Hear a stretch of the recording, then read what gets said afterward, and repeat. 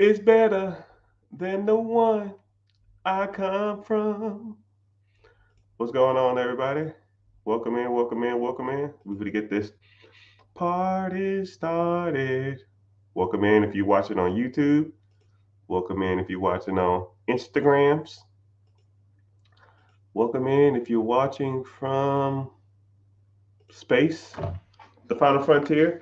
Welcome in watching from Facebook, streaming live on two Facebook channels, streaming live on YouTube, streaming live on Twitch, which I got like 5 Twitch followers, and they're always in here. It's kind of funny. I don't see how people on Twitch, how like all these major streamers have like millions of people on Twitch. Maybe I just need to start playing video games or something. I know it's a video game platform, but it's just funny. Just funny how like some people don't even be on video games, but still make money from that platform. But it's all good. Instagram in the house. Instagram is kind of weird though. Instagram doesn't show me that people are in and out, so I have to almost open up multiple screens to see when people come in here. But it's all good. But welcome in, welcome in, welcome in, welcome to the Rich Get Richard, a podcast slash TV show slash media platform that I started a few years back because I wanted to. I got tired of people asking me financial questions. I got tired of people asking me the same questions over and over again because one thing about money and one thing about finances is once you kind of become a little more savvy, a little more financially free than others, a lot of people will ask you, man, how'd you do it? I want to learn. And this process really started because I got tired of repeating myself. And I just start putting the stuff on social media. Or I'll answer questions that people ask me all the time on YouTube or TikTok or Instagram or stuff like that. And that's how this whole process started. But I could almost imagine, I could never imagine that it's grown this big. Um, collect comically about 2 million followers, even though social media it goes up and it goes down, or I'll be posting on this one site and then the one site closes. I had a decent amount of following on some of these older platforms that don't even exist anymore. But who knows where these platforms go 10 years from now? All the major platforms probably be gone and it'll be something else. So it's just funny how like how that works. But yeah, for those who don't know who I am, my name is Mr. Richard. It's not at all. I just go by my name is Richard, but I just go by because I would have called myself my full name. My full name is kind of harder to pronounce, and it's easier for you to just say Mr. Richard. So and I always when I talk to people, I always call them Mr. or Mrs. So I like to be called Mr. or Mrs. So it's kind of the same thing. Um, but yeah, I've been in this entrepreneur space ever since like 2007, 2008, and I've just been learning every day since. So a lot of the techniques, a lot of the things that I do and learned, I'm almost teaching you guys. So you're almost getting rid of that learning curve. And then I see so many people out here who are teaching money management or finances or grants or funding or real estate or businesses, and they don't have a damn clue. A lot of people aren't that good at this stuff. However, they are all the people that's up front. They are all the people that's making all the noise. They are all the people that you see on a daily basis um, in these spaces. And I feel you guys deserve better. You have to. I feel like y'all need to learn from a person who is like help first, not handout first. You know what I mean? A lot of people will say, "Oh, I'll help you. You got to do this for me, though." And I try not to be like that. I'm just a regular guy, and if I came to somebody and somebody comes to me and asks a question, and I went to someone and asked them a question, just we exchange, right? I meet a lot of celebrities. I'll ask them a question, they ask me a question. I meet Joe Smoes off the street. They ask me a question, I ask them a question because I'm curious to see all levels of all finances. I don't give a damn if you're a multimillionaire, damn near billionaire, and I don't give a damn if you working check to check and still can't make ends meet. I'm not that type of person. And a lot of these people are, what can you do for me first? I'm not going to talk to you. I'm not going to engage with you. I'm not going to reach out to you. Now, I don't even want to waste my time with you. They don't go live. They rarely talk to people, and it shouldn't be like that. So I feel that y'all deserve better. And that's why we're here. But I can go in more details about that. But, we're going to go ahead and knock out some of these questions because I can just sit here and rant all day. I don't want to do that. Someone asked, can you help with business grants?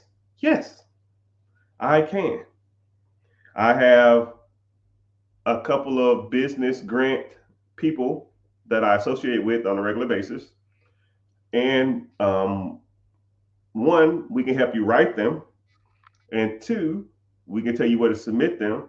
And then three, we can give you a list every month on the proper places to go to submit.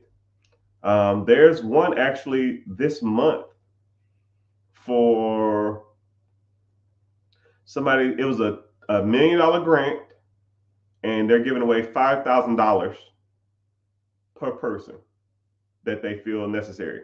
So let's do some simple math, people. $1 million grant, $5,000 a person, 100,000 people, or 100,000. That's 20 people. So 20 times 10, that's 200 people. 200 people are going to win this grant. So why not you? Why not you?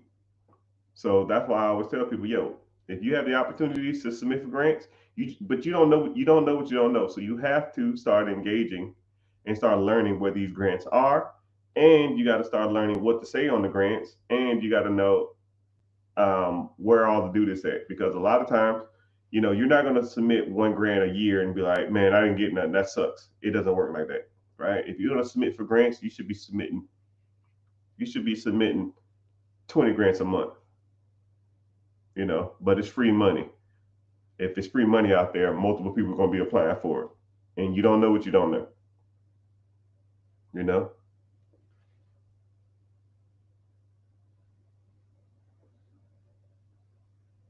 Yo, I got somebody from Twitch in the house. What's happening? I see you. I was just talking about you. But if you are watching, I don't know where you're watching from. I got multiple screens up. Ask a question, right? Is everything finances? I don't know if you want to talk about credit. I don't know if you want to talk about funding, grants. I don't care if you want to talk about starting a Turo business or ATM business or vending machine business. I mean, there's more than one way to make money out here, but you should ultimately be thinking about how I can make money while not doing any work. That's your main goal, and that is your main objective. The most amount of money with the least amount of work.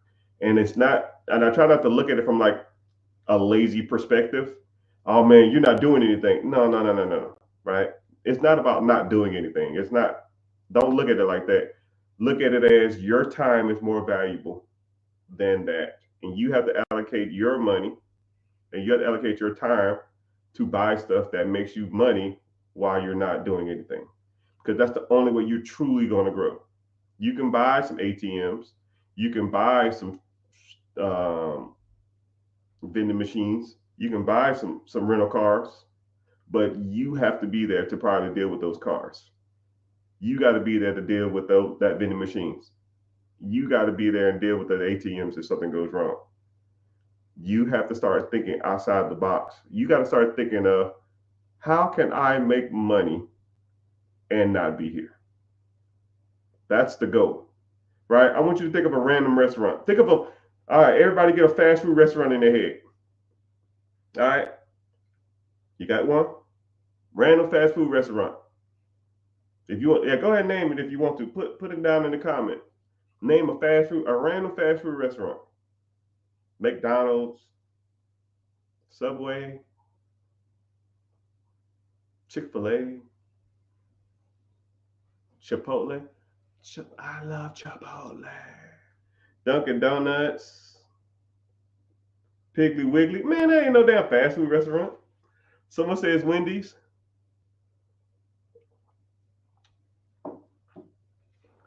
I got Wendy's is a good one. Wendy's is actually a good one. I gotta look it up though.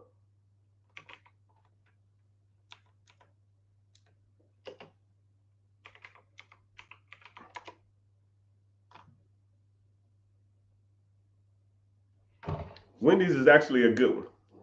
So someone said Riley's, Chick-fil-A, whatever. Okay. Someone said Wendy's. So Wendy's is actually really good. There was an NBA player named Junior Bridgman. Now, Junior Bridgman played basketball in the 70s and the 80s. I think he was played in the 80s or something like that. He took his $10 million that he made in the NBA, and all he did was buy Wendy's restaurants. Okay?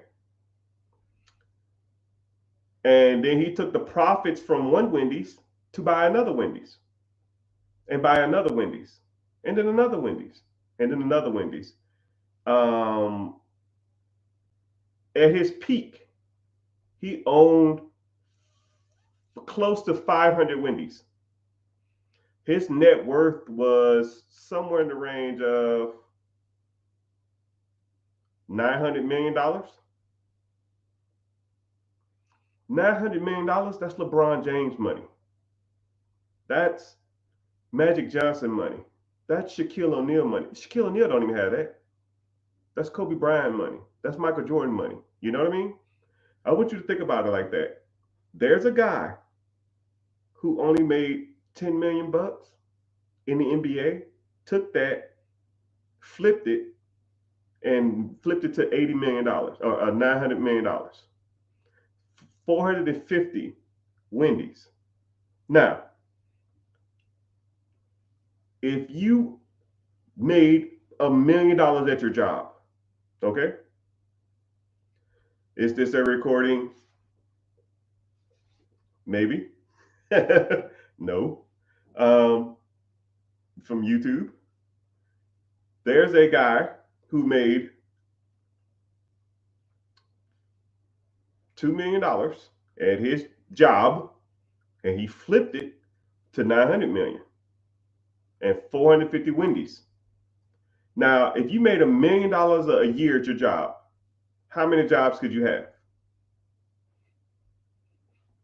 One, maybe two.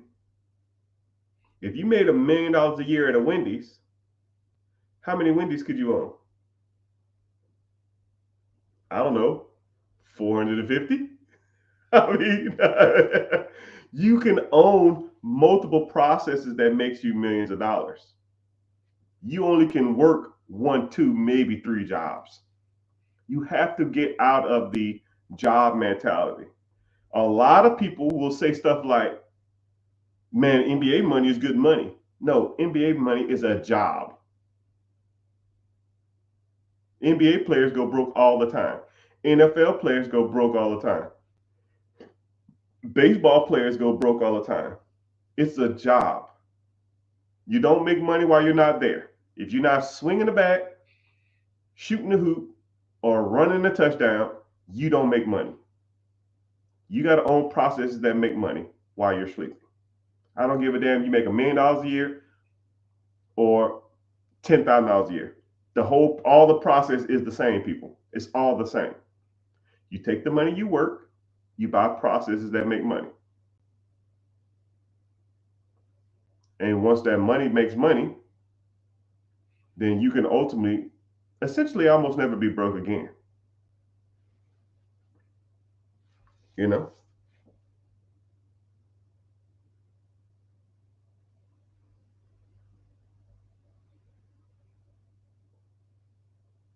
Yeah, the guy that played for the Bucks. Yeah, he averaged 10 points a game. And a lot of people think that like the NBA, the NFL, and all that kind of stuff is the end goal. No, man. That's almost like saying a job is the end goal. The job is not the end goal. The job is ownership. The job, the goal is Jerry Jones, the owner of the Dallas Cowboys. The job, the goal is to own the process, not to work in the process, right? Regardless of how much money you're making, you know. Just something to think about, people. Just something to think about.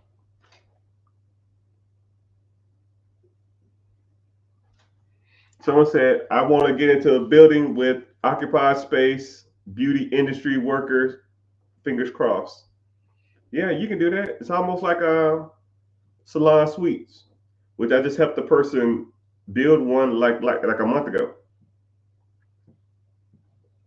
I told them to buy one that exists, but a lot of them shits are overpriced. So just did a build out. And then another thing that you can start getting into also is I didn't mean to invite you up, sorry. Another thing you can get into also is cohabiting living spaces. That's going to be big.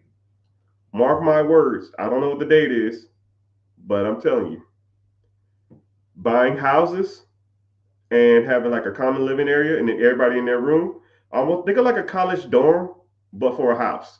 You turn every room in the house into a room. So like the living room and the living room and the kitchen is their own thing. It's like a common area. The dining room, the office, all the bedrooms, they all have their own. So you share a bathroom with one person. So yeah, so it's like a group home, but for everybody. Because, or even the ideal of building. Don't think of like a duplex. Think of like a home that has two people in it, not a duplex. So a house with two people in it, like a house have one of somebody upstairs and then someone downstairs, but it all has its own kitchen and it has its own everything. It's not a duplex though. It's like co-living space. You just have your own space, or you share a kitchen. Um, you have your own fridge, but you share a kitchen, and you just live upstairs. Your bathroom, your bedrooms and stuff upstairs, and you have a common living area. That's going to be a big thing too, because the cost of living is going up so much. People won't even be able to buy homes. So what they're gonna have to do is people gonna have to pool their money together to buy a home, and then they're just gonna split a home, but not like a duplex. There's no wall. Mark my words. When it happens, like I said before, I'm a futurist, man. I just when it comes to this money thing, I just see where trends are going. If people can't afford to live somewhere, either they're gonna do one of two things. Either they're gonna rent an apartment, or they're going to rent an apartment, right? But apartments are getting too expensive, so they're going to start living together. And what's the best way to save money while living together? Have a co-living space. If you have a co-living space, you can live together and pay a quarter of the rent, right? And then once you think about it as an investment standpoint, think about it like this. Let's say if you bought a 4-bedroom home. Okay, let's say the 4-bedroom home is $400,000. Your mortgage on that is $2,000 a month. Okay, let's say a 1-bedroom downtown in your city is $1,000. Okay, and or $1,500 or something like that. Which where I'm at, 1-bedroom downtown is about $1,600. So let's say you go and take this 4-bedroom. You take the dining room, you put up a wall, you put a room in there, and with a closet. Because the only thing you need to be technically to consider a room is a 2 forms of egress, which is a door and a window, 2 forms of egress and a closet. That's all you need to be considered a room, right? And that's just for selling purposes or listing purposes. 4 walls with no closet, you can technically sleep someone there. You don't supposed to, but you know it is what it is. As long as they got 2 forms of egress for an emergency, it is what it is. So now you take the office, you convert that to a bedroom. You take the dining room, you convert that to a bedroom, and then all the other rooms. Let's say there was a common living space. You just keep all that stuff the same. Now you have 6 bedrooms now. Let's say instead of someone paying $1,500 for a 1 bedroom, they live with you or live in this house. It's 6 bedrooms. You charge them $800. 800 times 6 people is $4,800, right? Your mortgage, remember I said you bought the house for $400,000. Your mortgage is only $2,000. So $4,800 minus your $2,000 mortgage, you're making $2,800 a month. That's $30,000 a year. Now, if you had a property that made you $30,000 a year, how many of these properties would you need to have to not work? 3? And stop me when I'm lying. If you got $2,800 a month from a property profit, you bought 2 of them. That's $5,200. You bought 3 of them. What, $8,000? That's $96,000 a year. You telling me you can't live off $96,000 a year? And now your objective is just to keep buying more of these properties and making them co-livable spaces. And then you will have a problem that will never go anywhere. Cool. And it sells itself. You don't have to sell somebody on paying half in rent. Hey man, I got a room for rent. Okay, well, how much it costs? Well, a downtown studio is $1,600. You can live here for $800. Deal, sign me up. Cool. It's a co-living space. Here's your living room. Here's your kitchen. You got a mini fridge in your room. There's a main refrigerator for all the bigger stuff, but your little fridge in your room is for your milk and stuff like that, the bigger stuff, right? And if you want to get a little mini fridge or something, or a little mini refrigerator or fridge, a freezer, that's on you.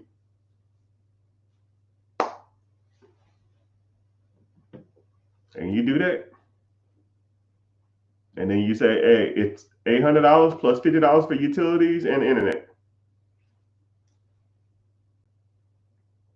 And do that. And that's part of the game, man. Like I said before, I'm a futurist. I see things and trends when it comes to money. Now you can either copy. Now you can do with this information as you want. You can hop on it, start making you some extra money, or you can just not do shit.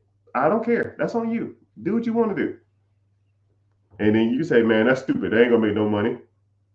Mark my words. 5-10 years from now, everybody's gonna be doing it. You're like, fuck.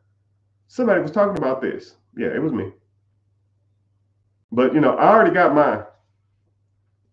I don't need it. But you can do it. Someone said, I just got my first apartment. Any advice on buying my first home? You just got your first apartment. Well, yeah, you got to save up a down payment. I don't know where you live either. I don't know where you live either. I don't know where you live. So it really depends. If you want to buy your first home, it depends on where you live. You can get into what's called an FHA home. They got multiple programs for first-time home buyers. First-time home buyer program, FHA, you do 3.5% down. You can do a rural loans. That's 0% down. You can do, I don't know. I can't even think about that. There's multiple programs out there to help people buy their first home.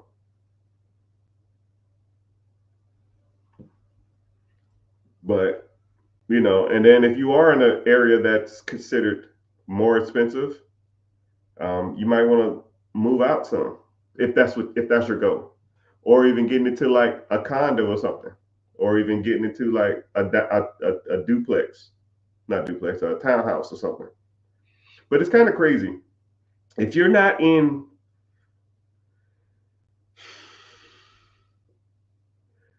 if you're not in California, you can own a home.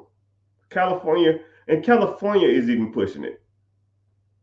California is even pushing it. You can still find good homes if you look enough in California, but you got to have your down payment and stuff ready. So if you say, even in New York, there's one guy that always says, "Yo, find me a house in New York. Find a house in New York." And I was like, "All right, cool. Here's one. Oh, what about this area? Oh, what this? Oh, well, see that. Well, see, right. You can keep making excuses all you want, people. They are houses in every major city damn near in America. You just got to know you're looking. Miami's a little expensive, but you can go on the skirts. New York is expensive, but you can go on the skirts. And then I'm not even talking like straight outside of New York. I mean, I'm finding 150, $200,000 houses in Brooklyn. Someone said, "Yo, man, you can't buy no house for no $200,000 in Brooklyn." Oh, cool. What's this? What about this one? Well, see, what website is that? How'd you find that? Some people just look at the cup half empty. Some people look at the cup half full, man. I'm just, if I am devoted and dedicated towards something, I'm going to find a way. And if you don't, if you say if you can't find a property in your area, okay, then you don't have a real estate problem. You have a income property, an income problem. Let's start making more money. Let's start buying businesses. Let's start buying real estate out of state. Let's start buying Section 8s. Let's start doing some wholesale deals. Let's start doing some bird dogging. Let's start doing syndication. Let's start doing some lease options. Let's start doing all this kind of stuff. And now when you're making an extra 10, 15, $20,000 a month doing this stuff, then, do you really have a real estate problem now? If I gave you an extra $10,000 a month, someone said, "I can't find a house where I live because the cost of living is too high." Boom. Here you go. Let's say I work with you directly for the next 6 to 8 months, and I get you to $10,000 a month. You're making whatever you make now, plus an extra $10,000 a month. Now, is the cost of living too high for an extra $10,000 a month? I'll wait. No, it's not. You don't have a cost of living problem. You have an income problem.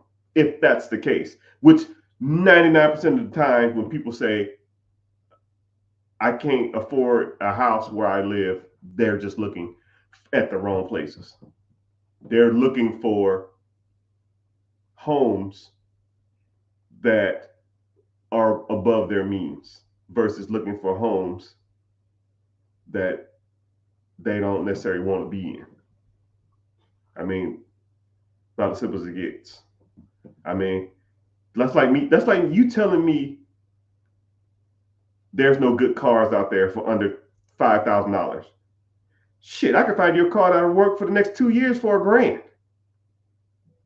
My son's first car was $600. Now, this was like a couple years back, maybe about 3 years back.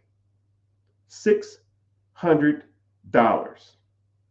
That thing ran for 3 years. Only thing we did to it, tires and an alternator.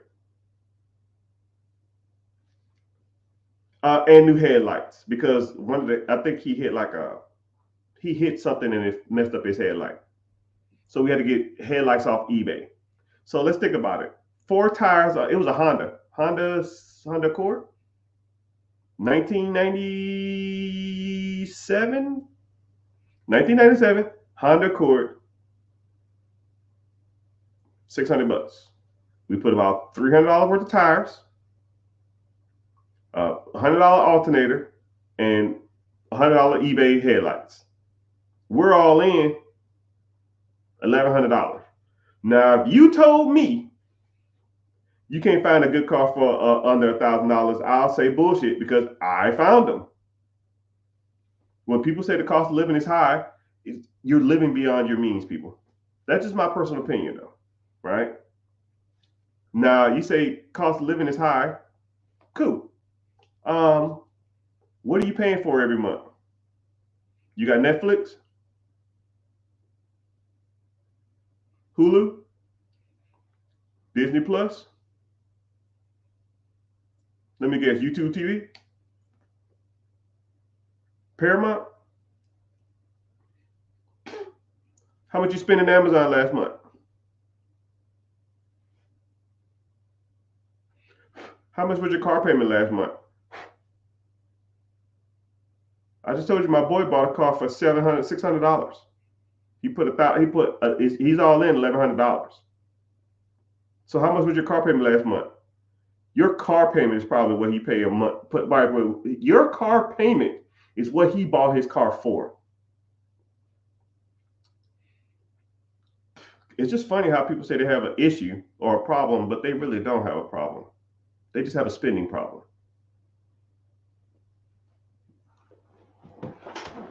But hey, what do I know? What do I know? What do I know? Bum, bum, bum, bum. They not like us. They not like us.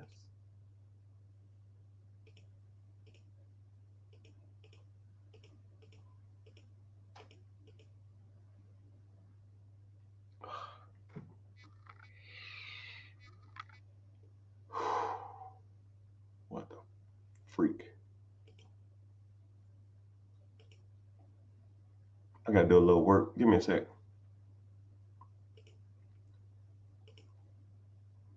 I'm looking good today. I'm looking good in every way. I don't stop the beat. You don't mess with me. Mr. Money Man, to win my love. Your sweetness that I'm thinking of. You don't hang in the buffalo stance. All right, cool. Enough about that. Did I miss the live? I don't know. Did you? You're here. You're in it. Welcome. But, I go live to try to give people motivation and give encouragement. Hopefully you get some value from this. Hope you learn something. And if a lot of people talk about wanting to move forward, if you want to learn how, this is just the basic stuff that I'm talking about now. Cutting expenses, living below your means, not having a $500 to $1,000 car payment every month, not having a crap ton of subscriptions, not eating out all the time. That's the basics. Once you get over the basics, then you start getting into the real stuff. The business funding, the business credit, getting your credit score at a decent amount, getting LLCs, getting S corps, C corps, getting business funding, getting your business structure proper, then getting into leveraging your credit, getting into business acquisitions or business dispositions, then getting into buying multiple pieces of real estate. That's the big boys and big girl stuff, right? But a lot of times, even getting into trusts and stuff like that. If you want to get into that stuff, if this sounds like something you're interested in, I have a free webinar coming up. Link in the bio. It's called Be Your Own Boss. Sign up. Come to the free class. And see if you want to get started. See if you want to learn more about how these processes work. Because especially if you already got the basics down, there's a lot of people that are comfortable in their lives. They're doing okay, but they want to do better. And then there's some people that just ain't doing comfortable. They're living check to check. They have no clue how stuff works. They have no clue how finances work. They don't have no clue how the business structure or LLCs or funding or owning a business or even buying real estate or even investing. They don't have no investments, no mutual funds, no stocks, no bonds. And you'd be surprised at how many of the people that I come across on a daily basis. And I'll meet people that say, oh man, I got my shit together, man. And then I talked to him for 5 minutes. And I'm just like, brother, you ain't even close. You're not even in the ballpark. You need to learn better.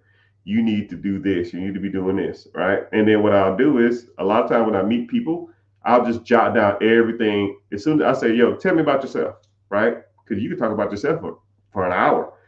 Talk to me about your life. Talk to me about your finances. Talk about you have a car payment, you have a house, you have kids, you pay child support, you on disability, you get any child support payments, you got any tax liens, you got tax deeds, you got any of that shit, just anything, right? Just talk. And as soon as people start saying stuff, I'm just like, yep, mm-hmm, mm-hmm, yep, mm-hmm, mm-hmm. And all I'm doing is listening. And I was like, okay, cool. Why aren't you doing this? Well, I don't know. I didn't know if it was a good idea. Yeah. What about this? I'm not sure. And you'll be surprised once you kind of break down your story to a person who has like only intentions of getting you to the next level, and you're talking to them from a non-biased perspective. It opens your eyes to what you're really doing right and wrong in life, right? Because I don't care. I've already got mine, right? I don't care, right? I don't have to impress you. I mean, you don't have to impress me. I don't have to impress you. You're not going to say anything to offend me. You're not going to say anything that I don't or don't want to hear. I don't care. The numbers don't lie, people. If you ain't got your numbers in order, I don't care, right? You can have two nickels making $50 a month, or you can have multi-millions coming in, all right? And I've seen all levels of wealth. And hell, I've seen people make $3 million a year broke as fuck, and I've seen people who make 5K a month have a shit ton of money. It don't make no difference to me, right? Don't make a difference. But my objective is to get you to the next goal on all levels. And if you've never been taught right or wrong about money, you're in the right place, because everybody needs checks and balances. Everybody needs to be told or taught something. Hell, I even still learn. You have to be taught how this stuff really works, people.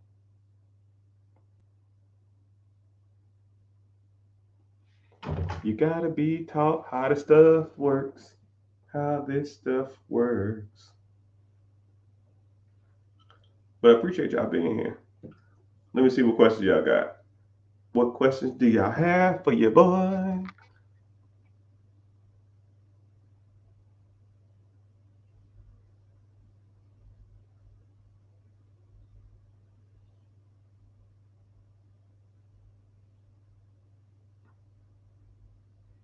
Yeah, I try to go live a decent amount of times, because what I do,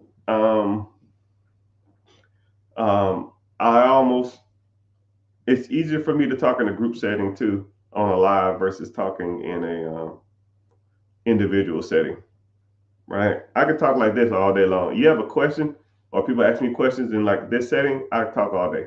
But when people talk to me like on a text or individual stuff, that's just it throws me off. So that's why I try to go live, because I don't like answering shit ton of DMs, because you'd be surprised how many messages I get a day. My messages kind of slowed down a little bit. It used to be a lot. I used to get about 200 a day. Now it's closer to about 50 to 100, which is kind of good. But I mean, uh, a lot of times I just navigate them towards the class coming up. And so class comes up Wednesday, 9 p.m. EST. Link in the bio. It's called Be Your Own Boss. Go there, and it's easier for me to talk there and kind of guide you on how some of these processes work. Do you have to be clear of debt to get a business? No. Hell no. Can you use the money from business to clear your debt? Uh, yeah and no. I think you're asking it weird. I don't know what debt means. I mean, a car payment, credit cards, a house payment, personal loans, payday loans. I don't know what debt means. But yes, um, generally, whenever you're trying to buy a business or get funding for a business, they want your credit score to be over 680. So if you have a credit score over 680, generally you don't have that much debt anyways. So your credit utilization is probably going to be about 30% anyways to even have. I've seen some credit utilizations over 30% that still had a 680, but that's rare, right? But you're going to get your debt to income ratio, not debt to income ratio. Debt to income ratio is for a house or a car. Actually, it's more so for a house. Credit utilization is for businesses or other credit cards. So what's happening? I see you. So your credit utilization, get that below 30. If you don't have any negative inquiries or negative derogatory marks on your credit, like repos, late payments, all that kind of crap like that. Cards and student loan, yeah, student loan debt is almost like it don't even count. And then credit cards, if they're below 30%, yeah, you should be fine. And then whenever you do buy a business, the income from the business, you can pay yourself a fee. You can pay yourself as an employee in the business, or you can just take a salary, or you can just wait for everybody else to smoke the clear and then pay yourself. You got to pay a lot of taxes, but once you pay yourself, then you can pay off the debt if you know what you're doing. If that makes sense. Sir or ma'am, I can't see your profile pic. But yeah, student loans don't count. I don't even factor in student loans in anything. It's so much trash. Someone said, oh, somebody in the house. I see you, sir. Can't buy a business for my situation with 24K in credit cards and owe the IRS. The IRS has nothing to do with it. You owe the IRS doesn't make a difference. And the $24,000 of credit card debt. If you have $24,000 worth of credit card debt and your credit card limits is $24,000, yes, that's an issue. If you have $24,000 worth of credit cards and you have $100,000 worth of credit, then you're at 24% credit utilization, which meets the parameter of a business loan or SBA loan. And then the IRS debt don't even factor in. Only time your IRS debt is factored in is whenever you do your taxes. They don't, unless they've already like issued you like a garnished wages court summon or something like that. All they're going to do is take your taxes for until your debt's paid off. That's all that is. But if I was you, I would get into owning a business because you have more tax benefits owning a business than you do as an individual. Then you can start writing off stuff in your business and you can get more tax deductions, which will make your taxes better. And then that money would come in and you can pay off that tax debt faster. And I don't know who's dealing with your taxes or how you owe the IRS $20,000, which doesn't even make any sense, right? Whoever did your taxes don't know what they're doing. Most people do their taxes themselves, thinking they're smarter than the government, which they're not. They're going to catch you. That's why you hire professionals like me and my team to do your taxes, to find you all the tax benefits we can. And then what's crazy is I've known people to owe the IRS. This is what's crazy. Two examples of what happened. These are some of the cases that come across the desk at my tax business. Someone said I was an Uber driver. I did it myself. You owe $20,000 in taxes. You don't have to tell me that you did it yourself. I know you did it yourself. I mean, I can tell. I mean, shit. I mean, that's like saying, yeah, my car exploded in my garage. Well, you must have did something wrong because cars don't explode in someone's garage for no reason. You don't have to tell me you did it yourself. I can tell you did it yourself. And you probably made too much money. You probably made too much money in your Uber and you wasn't setting any money aside. That's almost not even a hard issue to deal with. If you if you if you was working Uber, if you didn't have an LLC, if you had an LLC, you could have probably had more tax deductions than you think. You probably don't even owe $25 worth of taxes. You probably just need a tax professional to do what's called a 1040X. Do a 1040X and amend your last year's taxes to see if they can find you tax deductions, which I do for people all the time.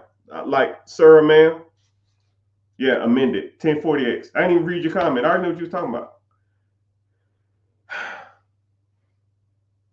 Sir or ma'am, I don't know who you are.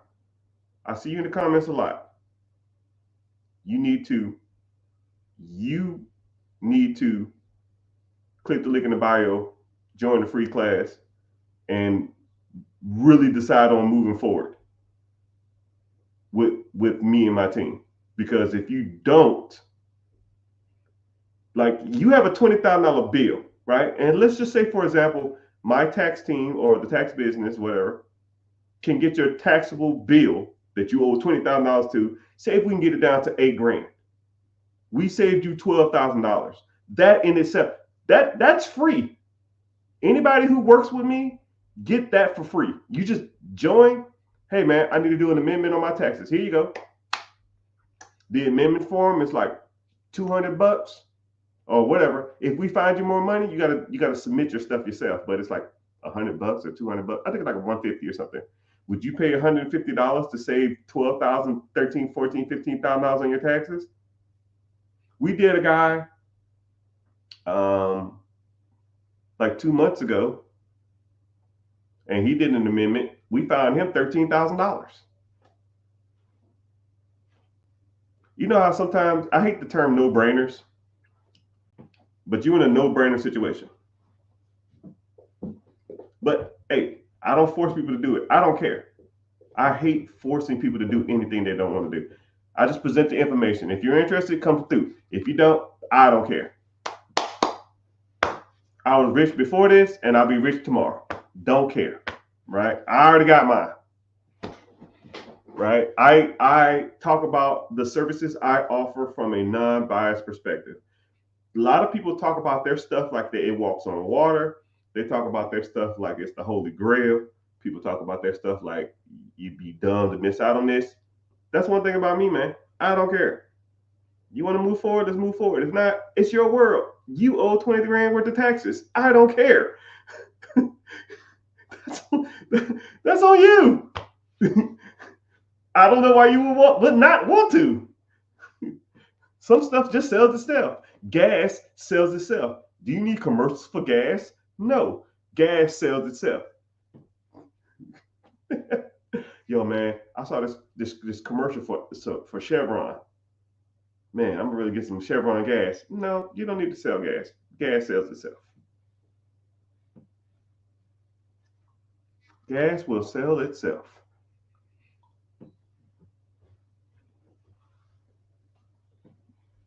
Or even like McDonald's. You don't need a McDonald's commercial. McDonald's sells itself. There's nothing to sell. You want a burger? Go to the drive-thru. If you don't want a burger, don't come. About as simple as it gets, man. It's all good, right? I'm not trying to be rude or anything, but it's just like I hate coming off salesy, but $20,000 worth of damn someone doing their taxes themselves. But and I don't want you to sign up and then I can't help you, and then I'll be pissed, and then you'll be pissed too. But I know you did your taxes yourself because you got $20,000 worth of bill. It's all good. It's all good. It's all good. What else talking about? Taxes. Sign up. I'm trying to get back to some of these older questions. Oh yeah, someone said they owe 20K worth of debt. Yeah, you can do an amendment on that. 1040X. See if they can find you more amendments or more tax deductions, and then go from there. And how do you owe? You made $75,000 and you owe $20,000 worth of taxes.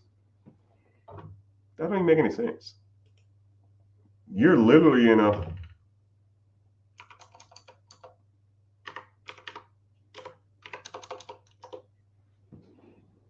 27% tax bracket. Nah, player, that's way too high. 27% tax bracket. Oh no. Hell, just in gas, you should make your taxable income lower.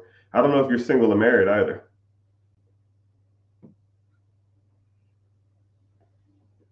But who knows? I don't know.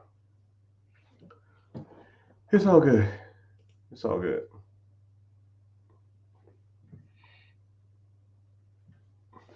Buy yourself a chef corp.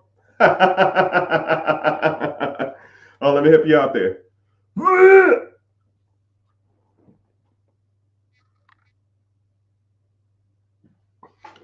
Okay, so I'm gonna break down chef corps and shell corps because a lot of people don't even know the difference. And or let's talk about some benefits of a chef corp or a shell corp. Okay.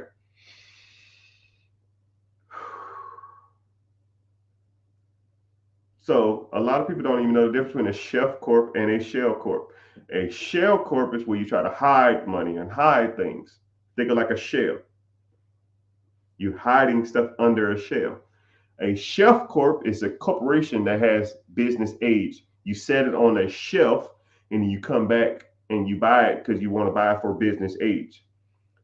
Whenever it comes to business funding and business lines of credit,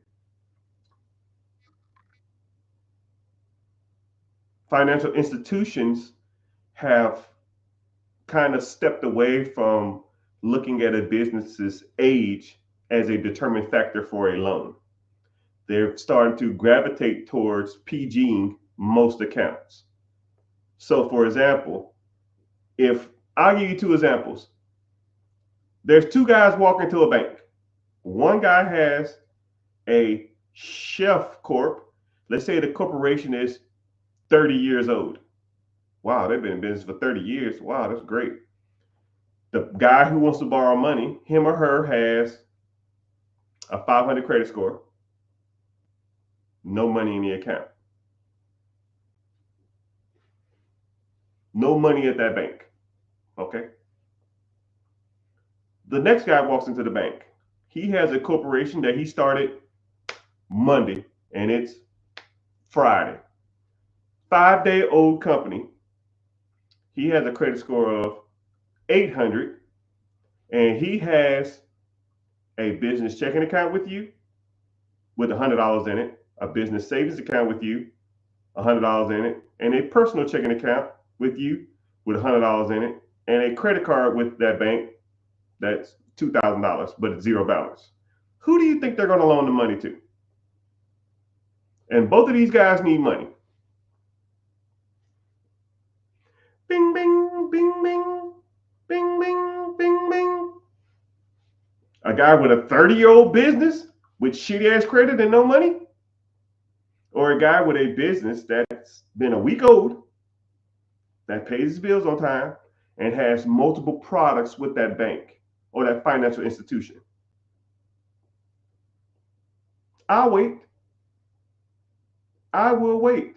Actually, I won't wait. We know the answer. A old chef corp or a aged business is irrelevant in today's society. It is irrelevant. How you doing? Age companies don't make a difference nowadays. No one cares about that. Most business or most financial institutions don't give a shit how old your business is. All they care about is when I give you money, are you going to pay me back? One. Second thing, how many products do you have with my financial institution? Two. That's it. Third, I'll give you that too. At establishing rapport and seeing what services they can help you with. That's it. That's all they care about. A lot of people try to reinvent the wheel. The Age Corp system, that shit was cool in like 2009, 2016 to 2000 to 2020 ish. That shit's dead. Black folks killed it because people, because majority of the African American community statistically has the worst credit amongst the whole demographic in the United States of America. So how do they get away with that? They just go out and buy an age corporation. Oh man, this corporation is, or this LLC or company or whatever the hell you want to buy. Oh, it's 15 years old. My shitty credit can be overweight because I have a 10-year-old company. And then they get business credit or business capital. And the same thing they was doing with their credit, and they fucked it up. And now everybody else has got to pay for it. So now they don't loan money out like that anymore. They're loaning money to people who have good credit and a lot of products with that bank because they know that they are a good customer and they know they have multiple products through them. They know that they're going to continue to do business with them. Because contrary to y'all belief, the banks have quotas. Their objective is to open up more accounts. All right. If you ever get bored, just Google the Wachovia product scandal. Their objective was to sign you up for a whole bunch of crap that you didn't need. You go in there wanting a checking account, they'll get you a checking account, they'll get you a savings account, they'll give you a business account, they'll give you a money market account, they'll give you a personal credit card, they'll give you a business credit card. Then they're getting 5-6 products off of one person. They actually got sued for that. They're actually in a class action lawsuit now for that because their objective is to get products. Because the more products they have, the better they look to the government and to the big financial institutions. Like they're growing and they get more funding to expand their branches. That's how banks make money, people. More branches, more services, more loans, interest, credit cards. They're just a business. They're not your friends. They're not your homeboys. They're not coming to your wedding. They're not going to come to your bar mitzvah. They're not going to be at your bridal shower. They don't give a fuck about that. They don't give a fuck about you. It is a business, people. Look at it as a business, right? What are you getting out this transaction? What are they getting out the transaction? If they're going to loan you money and you're not going to pay it back, they're not in business. They're not in the business of loaning money to people who don't pay their fucking bills, right? Think about it like this. If I gave you, would you loan yourself $10,000 based upon your credit? Would you loan yourself $10,000? If the answer is no, why would a bank do it? You got to be enticing to the masses, right? And then a lot of people say, man, fuck Bank of America. They ain't giving out no money. Screw Wells Fargo. They suck. No, you suck. I don't have that issue. I go into the bank, I'm walking out with 20, 30 bands. You walk in the bank, you walk out the bank, and you walking out with rabbit ears. It's not the banks. It's you. Fix you. I walk into a bank with my LLC or S Corp or C Corp and my credit score. Open up a business checking account, put a thou in it. I go right to their business manager and I get a loan or I get a business line of credit or a business credit card for $30,000 to $40,000, $50,000. Same day.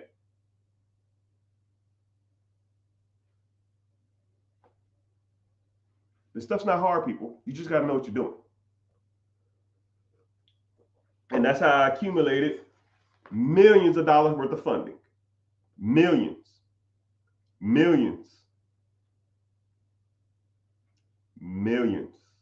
of dollars of funding. Millions. It is what it is, man. I don't say it to brag. I'm just saying that y'all try to reinvent the wheel, people. Don't reinvent the wheel. The process has already been perfected by people like me. And then I take that lines of credit and I go buy shit that make money. And when that stuff makes me money, I pay the line of credit back. But when the line of credit is paid back, I still make money.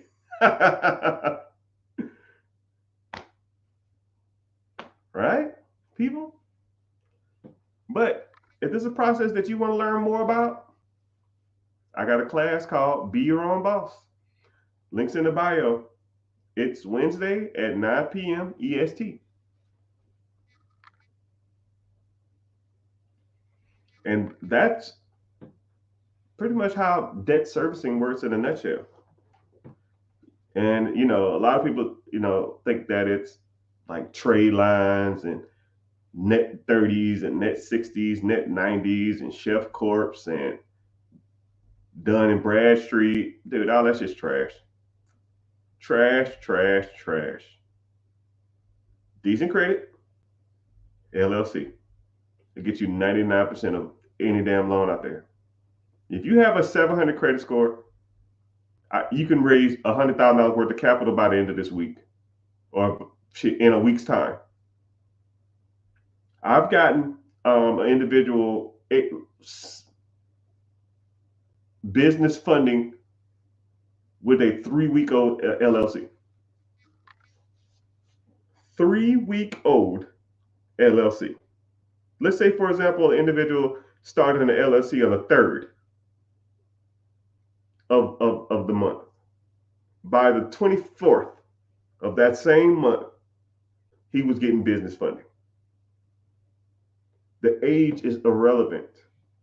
You don't need this huge ass corporation that's making millions and millions of dollars, people. You don't need it. A lot of these loans and a lot of this business credit is not even they're not even looking at your personal income, nor are they looking at your personal taxes. They do not care. All they're looking at is, can you pay me my money back? Because the banks have quotas to make, and they will loan you the money just to make their quotas. Just part of the game, people. Now pay that bill on time or they coming for you. Put that on the beat. Dun, dun, dun, dun. They not like us. They not like us. They not like us.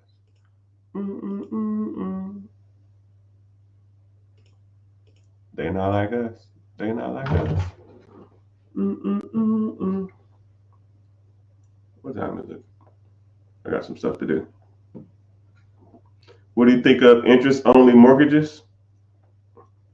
So you got two types of interest-only. You got two types of interest-only mortgages. You have hard money loans, and then you have reverse mortgages. I'm not a reverse mortgage type person, but a hard money loan can be good if you know what you're doing. Shit, some hard money loans are actually cheaper than mortgages if you know what you're doing. But you got to refinance out of them 12 months. They're like short term. It's like short term money. You can't get rich or get ahead on a interest only mortgage. You're just paying interest. You don't pay down the principal with interest only. So you got to get into something more long term. What do I think about HELOCs? HELOCs are good. I'm really not big on refinancing unless you do portfolio loans. Like if you have a portfolio, you have like 10, 15 houses, you can do what's called a portfolio loan. That means you can just get refinanced at 80% of the whole loan package. You do multiple appraisals, and then they give you one big loan, one big check, and you make one big mortgage. That's the only time you should be refinancing. Anything other than that is kind of trash.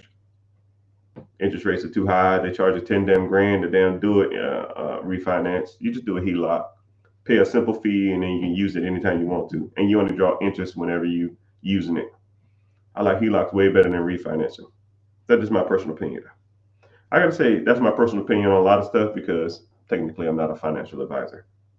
I just do math. I mean not do math. I just do the money thing, man. I've looked at and read in details a lot of this shit that people don't care about, and I enjoy it. So that's why we're here. Put that on the beat. They not like us. They not like us. They not like us.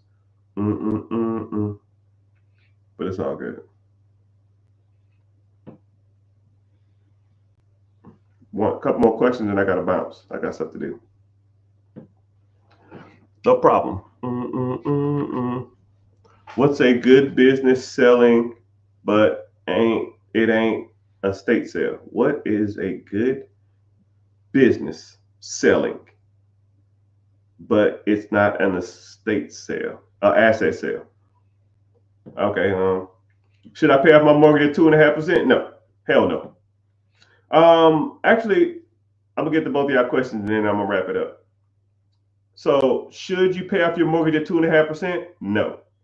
Paying off your house. I made a video about this. I don't know if you've ever seen it. Paying off your house early, you actually, in theory, lose money.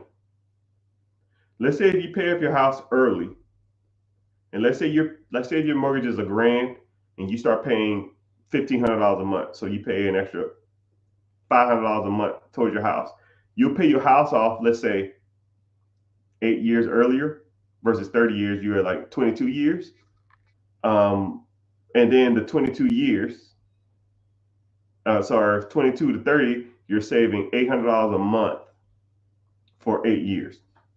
If you took the extra principal instead of paying off your house earlier and invested into the stock market, average stock market returns 10.1% interest since the Great Depression, you would have damn near twice the amount of money that your house would be worth.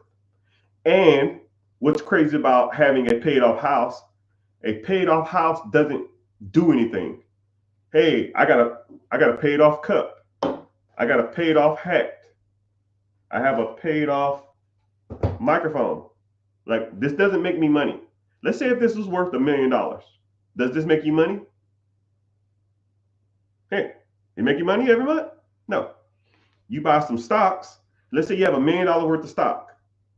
You get interest on the stock. Let's say if it makes you 10% interest a year, that's $100,000 a year of income. That makes you money. You want a paid off house or you want money for the rest of your life? I don't give a shit. It's your world. It just don't make sense to me. And someone said, okay, so you have when you have a business, you have asset sales and you have business. A business. An asset sale is like buying a gym, but you're just buying the equipment. You don't want to buy a gym just with the equipment in it. I want the systems. I want the employees. I want the staff. I want the memberships. I want the weights. I want the lease. I want it all, right? Assets don't make you money. The business makes you money, right? I want the income. So asset sales suck. Don't do asset sales unless you just want the assets. Oh, you know your watches, huh? I don't even wear this a lot. I don't like it at all. I bought it a long time ago, but we got a fellow watcher, huh? Boom, boom, boom, boom. I didn't know that. How'd you see that? That's crazy. But how time has come and how time has elapsed. But if you have any more questions, like I said before, I have a free class. Come to the free class Wednesday. It's this Wednesday, 9 p.m. EST, right? So 8, 7, 6, depending on if you're East Coast, 6 o'clock. Come to the class and see if you can learn more about the process, right? A lot of this stuff I give y'all is just like the basic stuff, but when we start getting into the big boy stuff, that's the type of stuff I like. But I probably need to start teaching some a little more of this, the basic stuff, because people need that type of stuff.